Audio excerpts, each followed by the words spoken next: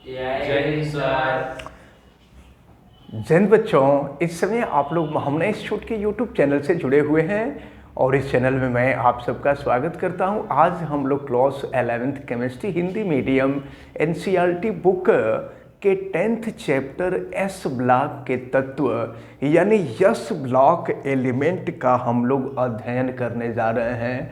देखिए, S block जब हम लोग मेंडलीफ की आवर्त सारणी पढ़े थे, या कह लीजिए हम लोग जब दीर्घाकार आवर्त सारणी long form of periodic table देखे थे, तो वहाँ पर हम लोगों ने देखा था कि 4 ब्लॉक में बांटा गया था तत्वों को, S block, P block, D block, यह ब्लॉक। उसमें आपने देखा था कि लगभग ये जो व्यवस्था थी, हम आपको केवल एक आउटलुक बना करके हम समझा रहे हैं कि ये जो व्यवस्था आपको बताई गई थी, उस व्यवस्था की संरचना जो थी वो लगभग इसी तरह की थी। इधर की तरफ जो था, यहाँ एस ब्लॉक था, लास्ट में पी ब्लॉक था, बीच में जो था ये डी ब्लॉक था, और सबसे नीचे के तरफ जो था वो एफ ब्लॉक था। तो आज हम लोग यस ब्लॉक के एलिमेंट का अध्ययन करने जा रहे हैं। तो समझें आप, तो दीर्घाकार आवर्त सारणी में यस ब्लॉक को सबसे बाईं ओर रखा गया है। याद रखे रहिएगा, दीर्घाकार आवर्त सारणी में यस ब्लॉक को सबसे बाईं ओर रखा गया है। इसमें 2 ग्रुप हैं। 2 ग्रुपों में सबसे पहला जो ग्रुप है वह फर्स्ट ए ग्रुप है और दूसरा सेकंड ए ग्रुप है। मैं आपको बता दूं कि यस ब्लॉक में जिन तत्वों को रखा गया था, ऐसे कह लीजिए कि यस ब्लॉक में उन्हीं तत्वों को रखा गया था जिनके अंतिम इलेक्ट्रॉन यस उपकोष में प्रवेश करते थे। यानी जिस तत्व के अंतिम इलेक्ट्रॉन यस उपकोष में प्रवेश करते थे, उन्हीं तत्वों को यस ब्लॉक में रखा गया था। अब अगर यस ब्लॉक के कुछ तत्वों का हम अध्ययन करें, तो कुछ तत्वों में अगर सपोज कीजिए फर्स्ट ए का हम अध्ययन करें, तो फर्स्ट ए में सबसे ऊपर जो होता है वो हाइड्रोजन होता है। इसके बाद उसके नीचे आता है लिथियम, फिर जो है सोडियम आता है, पोटेशियम आता है, फिर इसके बाद रुबिडियम आता है, रुबिडियम के बाद जो है सीजियम आता है, और फिर सबसे नीचे जो होता है वो फ्रेंसियम आता है। तो फर्स्ट ए उपवर्ग में आप देख रहे हैं, देखिए तत्वों की संख्या जो है, आप देख रहे हैं तत्वों की संख्या 7 है। तो फर्स्ट ए उपवर्ग में केवल 7 ही तत्व रखे गए हैं। अब इसके बाद सेकेंड ए उपवर्ग की बात करें, तो इसमें बेरिलियम रखा गया है। केवल आप मालूम है कि पहले आवर्त में केवल एक तत्व होता है और वो तत्व हाइड्रोजन है, जिसको अति लघु आवर्त कहते हैं। हाइड्रोजन नहीं बल्कि हाइड्रोजन और हीलियम 2 तत्वों को रखा गया है जिनको अति लघु आवर्त कहते हैं। तो हमको उससे मतलब नहीं, हम केवल एस ब्लॉक का इस समय अध्ययन कर रहे हैं। तो अब देखें, जो सेकेंड ए उपवर्ग है, सेकेंड ए उपवर्ग में बेरिलियम है, इसके बाद मैग्नीशियम रखा गया है, फिर कैल्शियम रखा गया है, स्ट्रॉन्शियम, इसके बाद बेरियम, और फिर यहाँ पर रेडियम रखा गया है। तो यस ब्लॉक में केवल इतने ही तत्व हैं।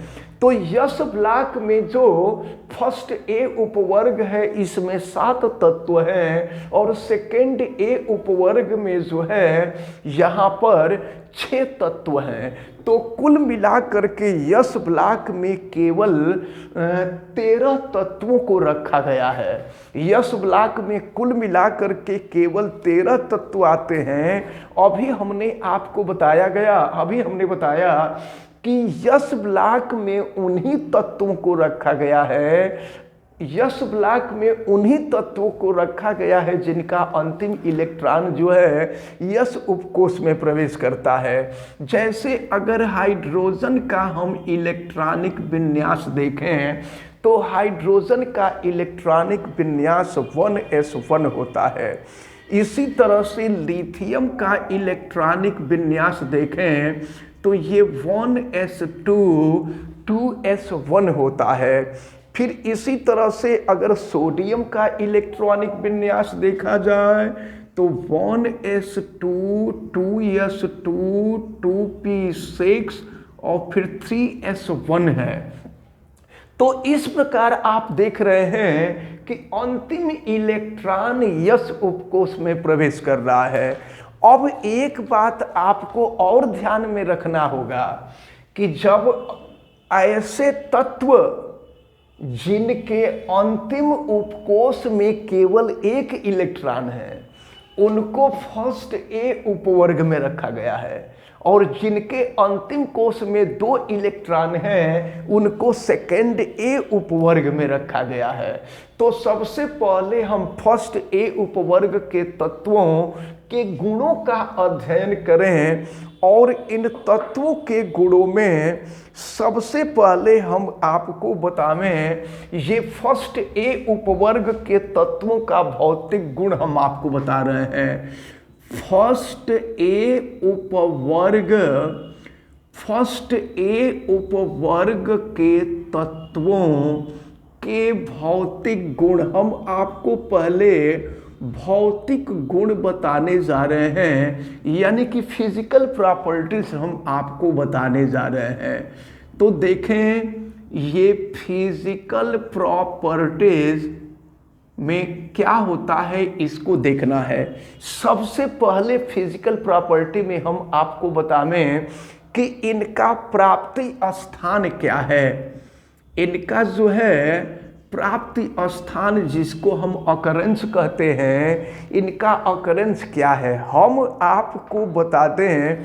सबसे पहली बात तो आप ये समझ लीजिए कि ये जो आपका फर्स्ट ए उपवर्ग है, समझिए आप, ये जो आपका फर्स्ट ए उपवर्ग है, फर्स्ट ए उपवर्ग में जो धातुएं हैं इनको क्षार धातुएं कहते हैं। क्षार धातुओं का मतलब एल्कली मेटल कहते हैं। फर्स्ट ए उपवर्ग के तत्वों को क्षार धातुएं कहते हैं और सेकेंड ए उपवर्ग के जो तत्व हैं उनको मृदा क्षार धातुएं कहते हैं। याद रखे रहिएगा, फर्स्ट ए उपवर्ग के जो तत्व होते हैं इनको क्षार धातुएं कहा जाता है, क्षार धातुएं। और सेकेंड ए उपवर्ग के जो तत्व होते हैं इनको मृदा क्षार धातुएं, इनको मृदा क्षार धातुएं कहा जाता है, यानी कि इनको जो है एल्कलाइन अर्थ मेटल कहा जाता है।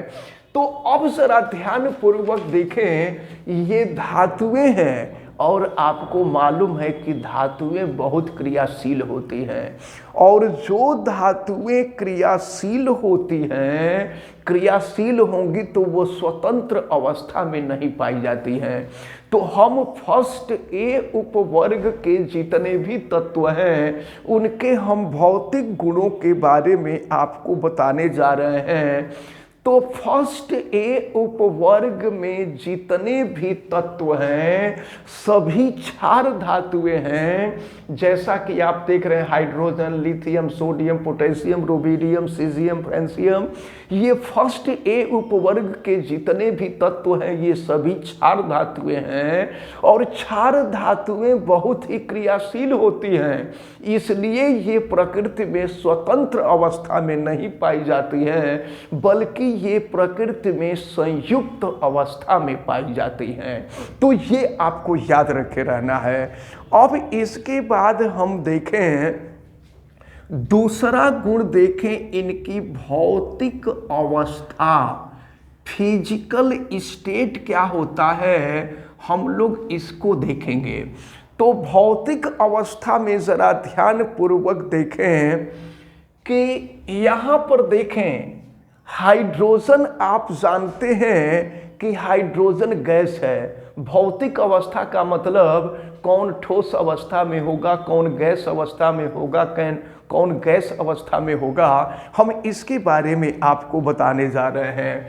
तो हाइड्रोजन गैस अवस्था में पाई जाती है, और इसके बाद ये लिथियम, सोडियम, पोटेशियम और रुबिडियम, ये चारों जो है ठोस अवस्था में पाए जाते हैं।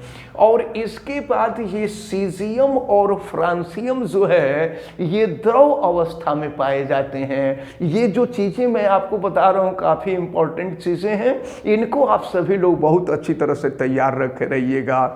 अब इसके बाद हम देखेंगे इनकी धात्विक प्रकृति कैसी होती है। तीसरा गुण आपको बताने जा रहे हैं, धात्विक प्रकृति। धात्विक प्रकृति यानी धात्वीयता भी इसको कह सकते हैं, हम मेटेलिक कैरेक्टर भी कह सकते हैं। तो इनकी धात्विक प्रकृति क्या होती है, इसको आप ध्यान पूर्वक देखें। इसमें जितने भी तत्व हैं, ध्यान रखे रहिए, फर्स्ट ए उपवर्ग की बात हो रही है, हम केवल क्षार धातुओं के बारे में बता रहे हैं। तो फर्स्ट ए उपवर्ग में जितने भी तत्व हैं ये सभी तत्व धातु होते हैं, और आपको मालूम है कि धातुओं में एक विशेष प्रकार की चमक पाई जाती है। जैसे देखते हैं चांदी जो होता है चमकता रहता है सफ़ेद रंग का, बिल्कुल उसी तरह का गुण जो होता है इनमें पाया जाता है। ये सभी चमकते हैं, जितनी क्षार धातुएं हैं सभी क्षार धातुएं चांदी की तरह चमकती हैं। और फिर दूसरी चीज़ हम आपको बता दें कि ये सभी क्षार धातुएं बहुत मुलायम होती हैं, इनको हम चाहें तो चाकू से बड़ी सरलता से काट सकते हैं। ये जितनी भी क्षार धातुएं हैं ये क्षार धातुएं बहुत ही मुलायम होती हैं, इनको चाकू से हम चाहें तो बड़ी सरलता से काट सकते हैं। अब इसके बाद इनकी डेंसिटी को देखा जाए, इनका घनत्व देखा जाए, फर्स्ट ए उपवर्ग के जितने भी तत्व हैं सबके भौतिक गुणों का अध्ययन कर रहे हैं, सबका अध्ययन किया जा रहा है, एक एक तत्व का अध्ययन नहीं कर रहे हैं। फर्स्ट ए उपवर्ग में जितने तत्व हैं सबके भौतिक गुणों का हम अध्ययन कर रहे हैं। अब इसके बाद अगर इनकी डेंसिटी हम लोग देखें, डेंसिटी घनत्व अगर हम लोग देखें तो इनके घनत्व की क्या स्थिति होती है ये देखा जाए तो देखें घनत्व में होता ये है कि इस उपवर्ग में जितने भी तत्व हैं सबका घनत्व बहुत ही कम होता है। घनत्व जिनका कम होता है वो बहुत हल्का होता है, तो इनका घनत्व बहुत कम होता है, इसलिए ये हल्की होती हैं। और हम आपको बता दें कि इसमें लिथियम, सोडियम, पोटेशियम ये ऐसी धातुएं हैं जो पानी से भी हल्की होती हैं। यानी नॉर्मली आपको पता है कि कोई भी धातु होती है तो वो पानी में डूब जाती है, लेकिन ये तीन धातुएं ऐसी हैं, लिथियम है, सोडियम है, पोटेशियम है, इसको पानी में रखा जाए तो ये डूबता ही नहीं है, ये इतने हल्के होते हैं, पानी से भी हल्के होते हैं। माने इनका घनत्व तो पानी से भी कम होता है, और लिथियम तो सबसे हल्का होता है, ये आपको याद रखे रहना है। अब इसके साथ साथ हम आपको बतावें इनकी अब इनके इलेक्ट्रॉनिक विन्यास का अगर हम अध्ययन करें, इलेक्ट्रॉनिक कॉन्फ़िगरेशन का हम अध्ययन करें, इलेक्ट्रॉनिक विन्यास, अगर इनके हम इलेक्ट्रॉनिक विन्यास का अध्ययन करें तो देखें फर्स्ट ए उपवर्ग के जितने भी तत्व हैं इनका अंतिम कक्ष का जो इलेक्ट्रॉनिक विन्यास होता है वो NS1 होता है। इसका मतलब क्या, n जो है कक्षा की संख्या या कह लीजिए आवर्त की संख्या है। अगर पहले आवर्त का तत्व है तो n के जगह पे 1 होगा, सबसे अंतिम कोष की बात हो रही है। अब अगर दूसरे का है, दूसरे आवर्त का तत्व है तो यहाँ 2 हो जाएगा, तीसरे आवर्त का तत्व है तो यहाँ 3 हो जाएगा। तो कुल मिला करके हम आपको बता दें कि फर्स्ट ए उपवर्ग के जितने भी तत्व होते हैं उनका सामान्य इलेक्ट्रॉनिक विन्यास जो होता है वह NS1 होती है और सभी तत्वों के इलेक्ट्रॉनिक विन्यास में समानता पाई जाती है। सबके इलेक्ट्रॉनिक विन्यास सेम होते हैं। यहाँ पर फर्स्ट ए उपवर्ग के जितने भी तत्व हैं सबके बाहरी कक्ष में एक इलेक्ट्रॉन होते हैं। अब इसके बाद परमाणु और आयनिक त्रिज्या का अगर हम लोग अध्ययन करें, परमाणु त्रिज्या और आयनिक त्रिज्या का अध्ययन किया जाए, आयनिक त्रिज्या, तो आपको मालूम है कि परमाणु गोलाकार होता है, तो अगर परमाणु गोलाकार होगा तो गोले की त्रिज्या होती है, इसलिए परमाणु त्रिज्या हो जाएगी। और आपको मालूम है कि ये सभी क्षार धातुएं हैं, क्षार धातुएं इलेक्ट्रॉन त्यागती हैं, तो इलेक्ट्रॉन त्यागने के बाद धनायन बनता है, तो आयन जब बनेगा तो आयन की जो त्रिज्या होती है वो आयनिक त्रिज्या कहलाती है। यानी फर्स्ट ए उपवर्ग के जितने भी तत्व हैं उनकी परमाणु त्रिज्या और आयनिक त्रिज्या क्या होती है, इसको हम जरा ध्यान पूर्वक देखें। जब हम बाएं से दाएं के तरफ बढ़ते हैं तो इनका परमाणु क्रमांक बढ़ता जाता है, और जैसे जैसे परमाणु क्रमांक इनका बढ़ता है वैसे वैसे परमाणु और आयनिक त्रिज्या जो होती है वो घटती जाती है। इसको याद रखे रहिएगा कि आवर्त सारणी में बाएं से दाएं के तरफ जाने पर यस ब्लॉक के जितने भी तत्व हैं उनकी परमाणु और आयनिक त्रिज्या जैसे जैसे परमाणु क्रमांक बढ़ता है वैसे वैसे उनकी आयनिक त्रिज्या और परमाणु त्रिज्या घटती जाती है। इसके बाद अब आता है 7, ये है आयनन विभव, आयनाइजेशन पोटेंशियल। तो अब जो है ये आयनाइजेशन पोटेंशियल क्या है, देखिए आयनन विभव किसको कहते हैं ये ध्यान से समझ लीजिए। तो किसी भी धातु से इलेक्ट्रॉन को बाहर निकलने के लिए जितने वोल्ट की आवश्यकता होती है, या दूसरे शब्दों में कह लीजिए जितने एनर्जी की आवश्यकता होती है, उसे ही आयनन विभव कहते हैं। अब देखिए क्या है कि इनके बाहरी कक्ष में फर्स्ट ए उपवर्ग में जितने भी तत्व हैं इनके बाहरी कक्ष में एक इलेक्ट्रॉन होते हैं, और इन इलेक्ट्रॉनों को बहुत ही सरलता से अंतिम कोश से इलेक्ट्रॉनों को बहुत ही सरलता से बाहर निकाला जा सकता है। इसलिए इनका जो आयनन विभव होता है, इनका आयनन विभव बहुत ही कम होता है। अब इसके बाद आती है विद्युत ऋणात्मकता। ये जितने भौतिक गुण हैं हम आपको बता रहे हैं। अब इसके बाद विद्युत ऋणात्मकता आती है।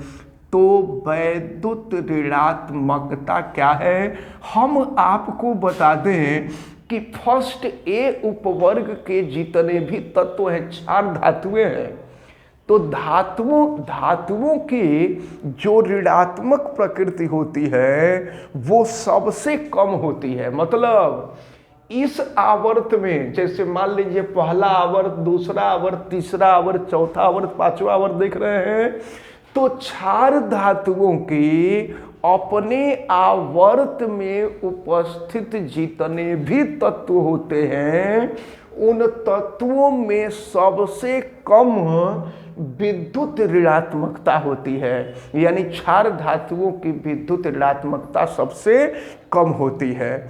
अब इसके बाद जो होता है बुनसन ज्वाला होती है। मतलब जब बुनसन बर्नर पर धातुओं को रखा जाता है और जब धातुएं जलती हैं तो विशेष प्रकार का रंग उत्पन्न होता है। जैसे लिथियम है, जब लिथियम को बुनसन बर्नर पर रखा जाता है तो लिथियम लाल रंग की ज्वाला उत्पन्न करता है, बिल्कुल रेड कलर की लाइट उत्पन्न होती है। इसी तरह से अगर सोडियम जलाया जाए तो जब सोडियम जलता है तो बिल्कुल सुनहरा पीला रंग, जैसा सोने का रंग होता है, बिल्कुल सुनहरा पीला रंग उत्पन्न होता है। अगर पोटेशियम को जलाया जाए तो पोटेशियम जब जलता है तो बैगनी पीला, जब बैगन और पीला का जो मिक्सचर होता है वो बैगनी पीला रंग उत्पन्न होता है। इसी तरह से रुबिडियम और अगर सीजियम को हम जलावें तो दोनों को जलाने पर ये बैगनी रंग उत्पन्न करते हैं। अब इसके बाद आती है इनकी आयनिक चालकता। तो अगर इनकी हम आयनिक चालकता देखें तो आयनिक चालकता, ये तो रंग था। अब इसके बाद अगर हम इनकी आयनिक चालकता को देखें तो आयनिक चालकता में होता ये है कि चूंकि ये क्षार धातुएं हैं और क्षार धातुएं इलेक्ट्रॉन का त्याग बहुत आसानी से करते हैं, तो जो इलेक्ट्रॉन का त्याग करते हैं वो उनकी चालकता जो होती है, उनकी विद्युत चालकता बहुत अधिक होती है। यानी इसमें विद्युत धारा का जो प्रवाह होता है, विद्युत धारा का प्रवाह बहुत आसानी से होता है। तो ये हम लोगों ने देखा है कि क्षार धातुओं के अंदर जो भौतिक गुण थे, भौतिक गुणों का अध्ययन किया गया। अब इसके बाद अगर हम रासायनिक गुण का अध्ययन करें, देखिए ये फर्स्ट ए उपवर्ग के तत्वों की बात हो रही है, जिसमें अभी हमने सामान्य भौतिक गुण बताया। अब अगर हम रासायनिक गुण की बात करें तो देखिए रासायनिक गुणों के बारे में हम बताने जा रहे हैं। तो रासायनिक गुणों में क्या होता है, तो सबसे पहले होती है ऑक्सीकरण संख्या। आप जैसा कि जानते हैं कि फर्स्ट ए उपवर्ग के बाहरी कक्ष में केवल एक इलेक्ट्रॉन होता है और इस एक इलेक्ट्रॉन का त्याग, तत्व एक इलेक्ट्रॉन का त्याग बड़ी आसानी से कर लेता है, इसलिए इनकी ऑक्सीकरण संख्या +1 होती है। जब एक इलेक्ट्रॉन का त्याग होता है तो ऑक्सीकरण संख्या +1 होती है और एक इलेक्ट्रॉन ग्रहण होता है तो ऑक्सीकरण संख्या -1 होती है। फिलहाल हम यहाँ फर्स्ट ए उपवर्ग के तत्वों की बात कर रहे हैं। तो फर्स्ट ए उपवर्ग के जो तत्व हैं ये बड़ी सरलता से इलेक्ट्रॉन का त्याग करते हैं और वो भी एक इलेक्ट्रॉन का त्याग करते हैं, इसलिए इनकी जो ऑक्सीकरण संख्या होती है वो 1 होती है। और यही नहीं, अब ये तो ऑक्सीकरण संख्या थे। अब अगर हम संयोजकता की बात करें तो आपको मालूम है कि बाहरी कक्ष को ही, बाहरी कोश को संयोजी कोश कहते हैं और संयोजी कोश में उपस्थित जो इलेक्ट्रॉन होते हैं उनको संयोजकता कहा जाता है। तो फर्स्ट ए उपवर्ग के जितने भी तत्व हैं सबके बाहरी कक्ष में एक इलेक्ट्रॉन होते हैं और बाहरी कक्ष में इलेक्ट्रॉनों की संख्या ही तत्व की संयोजकता होती है। इसका मतलब ये हुआ कि फर्स्ट ए उपवर्ग के जितने भी तत्व हैं सबकी संयोजकता 1 होती है। अब इसके बाद अगर हम धन विद्युतीय गुण देखें तो धन विद्युतीय गुण में ये सभी हम रासायनिक गुण बता रहे हैं। धन विद्युतीय गुण। तो अगर हम धन विद्युतीय गुणों का अध्ययन करें तो देखिए ये बड़ी आसानी से इलेक्ट्रॉन का त्याग करके धनायन बना देते हैं। जैसे ये लिथियम है तो लिथियम बड़ी सरलता से इलेक्ट्रॉन का त्याग करता है और इलेक्ट्रॉन का त्याग करके लिथियम धनायन बना देता है। इसी तरह से अगर सोडियम को देखा जाए तो सोडियम एक इलेक्ट्रॉन का त्याग करता है, फिर सोडियम धनायन बना देता है। पोटेशियम जो है एक इलेक्ट्रॉन का त्याग करता है और फिर पोटेशियम धनायन बना दे। इसी तरह से ये जितने भी तत्व हैं इनमें धन विद्युतीय तत्व गुण होने का मतलब ये हुआ कि ये धनायन बड़ी सरलता से बना देते हैं।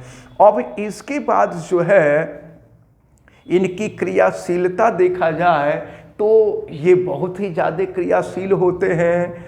अब इसके बाद अगर हम देखें कि ये जो है, अच्छा एक चीज़ और हम आपको बता दें कि जो इलेक्ट्रॉन के त्यागने को ऑक्सीकरण कहते हैं, आपको मालूम होगा ऑक्सीकरण अपचयन वाले चैप्टर में आपको बताया गया है। तो इलेक्ट्रॉन का त्यागने की क्रिया को ऑक्सीकरण कहते हैं। तो इसमें जितने भी तत्व होते हैं फर्स्ट ए वर्ग में सब इलेक्ट्रॉन का त्याग जो होते हैं बड़ी आसानी से करते हैं।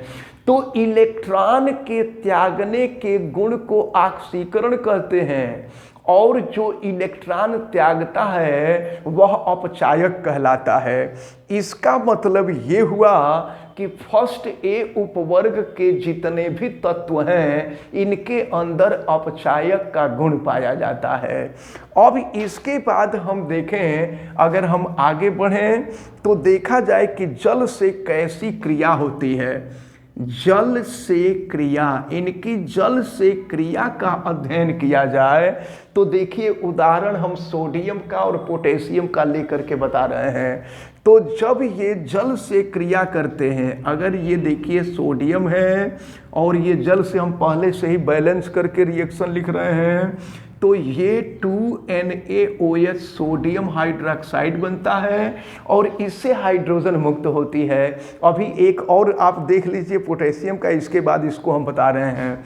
तो देखिए जब पोटेशियम से जल की क्रिया कराई जाती है तो जल से क्रिया करने के बाद यहाँ पर ये 2KOH बनता है और यहाँ पर भी हाइड्रोजन गैस मुक्त होती है। मतलब क्या, बिल्कुल इसी तरह से दो का तो हमने एग्जाम्पल देखा है। तो फर्स्ट ए उपवर्ग के जितने भी तत्व हैं ये सभी जल से क्रिया करते हैं और जल से क्रिया करके क्षार बनाते हैं। सोडियम हाइड्रोक्साइड क्षारीय विलयन होता है, पोटेशियम हाइड्रोक्साइड क्षारीय विलयन होता है और इनसे हाइड्रोजन गैस जो होती है ये हाइड्रोजन गैस मुक्त होती है। और इसके साथ साथ हम आपको बता दें कि जब इनको वायु में खुला छोड़ दिया जाता है, ये अगला गुण मैं आपको बताने जा रहा हूं, इसको आप ध्यान में रखे रहिए कि फर्स्ट ए उपवर्ग के जितने भी तत्व हैं जब इनको वायु में खुला छोड़ दिया जाता है तो ये वायु से क्रिया कर जाते हैं, या कह लीजिए वायु में उपस्थित ऑक्सीजन से क्रिया कर जाते हैं और ऑक्सीजन से क्रिया करके ऑक्साइड बनाते हैं। जैसे मान लीजिए लिथियम है तो लिथियम ऑक्सीजन से क्रिया कर जाता है, वायु में उपस्थित ऑक्सीजन से क्रिया कर जाता है और क्रिया कर जाता है तो इसको बैलेंस करके हम लिख रहे हैं 2Li2O, यानी ये जो है लिथियम ऑक्साइड बना देता है, ये लिथियम ऑक्साइड है। इसी तरह से अगर हम पोटेशियम को देखें तो पोटेशियम जो है ऑक्सीजन से क्रिया करके पोटेशियम ऑक्साइड बना देता है। हालांकि इसको जो है पोटेशियम सुपर ऑक्साइड कहते हैं। ये KO2 जो होता है ये पोटेशियम सुपर ऑक्साइड होता है, इसको आप अच्छी तरह से ध्यान में रखे रहेंगे। तो अब इसके बाद तो यहाँ आपने देखा कि फर्स्ट ए उपवर्ग के जो तत्व हैं वो जल से क्रिया करते हैं तो हाइड्रोक्साइड बना देते हैं यानी क्षार बना देते हैं। इसी तरह से ये ऑक्सीजन से क्रिया करके ये ऑक्साइड बना देते हैं। अब अगर देखा जाए हैलोजन से क्रिया, हैलोजन आपको मालूम है ना कि हैलोजन फैमिली होती है। हैलोजन में क्लोरीन, फ्लोरीन, ब्रोमीन, आयोडीन ये चारों आते हैं। इन चारों को मिला करके हैलोजन परिवार कहलाता है और फिर इनको हैलोजन भी हम कहते हैं।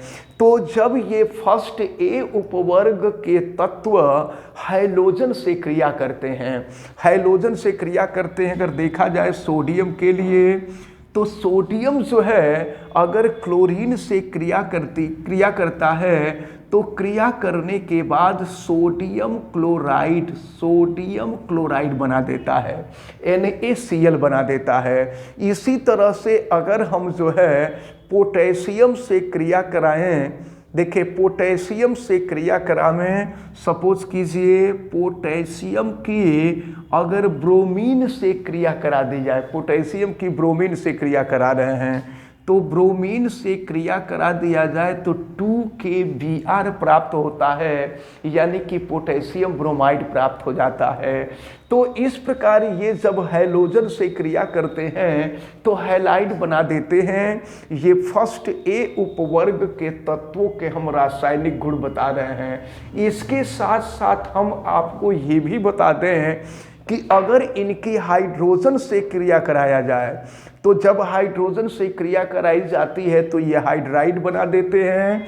जैसे मान लीजिए ये सोडियम है और सोडियम अगर हाइड्रोजन से क्रिया करता है, देखिए सोडियम अगर हाइड्रोजन से क्रिया करता है तो यह सोडियम हाइड्राइड बना देता है, 2NaH। तो NaH जो होता है ये सोडियम हाइड्राइड होता है। इसी तरह से अगर पोटेशियम की हाइड्रोजन से क्रिया करा दी जाए तो ये 2KH होता है, ये पोटेशियम हाइड्राइड हो जाता है।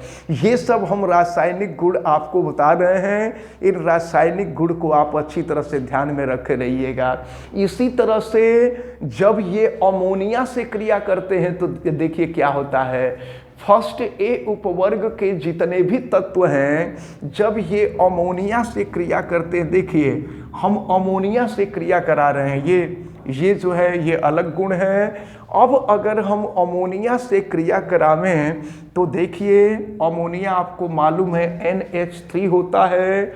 जब अमोनिया से क्रिया होती है तो अमोनिया से क्रिया के बाद यहाँ हाइड्रोजन प्राप्त होता है और हाइड्रोजन के साथ साथ जो है ये होता है 2NaNH2, इसको हम कहा करते हैं सोडियम एमाइड। सोडियम एमाइड याद रख रहिएगा। सोडियम एमाइड का सूत्र जो होता है NaNH2 होता है, इसको भी आप ध्यान में रखे रहिएगा।